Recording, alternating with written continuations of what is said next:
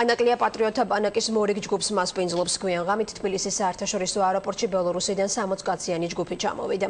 ბელორუსი პატრიოტების სკოლის მოსწავლეები არიან, ისინი ანაკლის ბანაკში 10 დღეს გაატარებენ. სტუმრები საქართველოში სპორტისა და ახალგაზრდულ საქმეთა სამინისტროს მოწვევით ჩამოვიდნენ.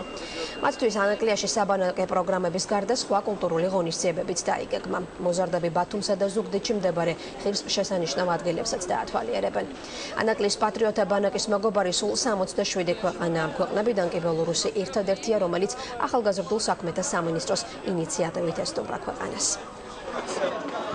ბელორუსი არის ერთ-ერთი ქვეყანა იმ 67 ქვეყნიდან, რომელიც წელს იღებს მონაწილეობას პატრიოტულ ბანაკებში და წლევანდელი პროექტი თვითონ მიზნად ისახავს პროექტის გადაქცევას ახალგაზრდულ საერთაშორისო ფორუმად.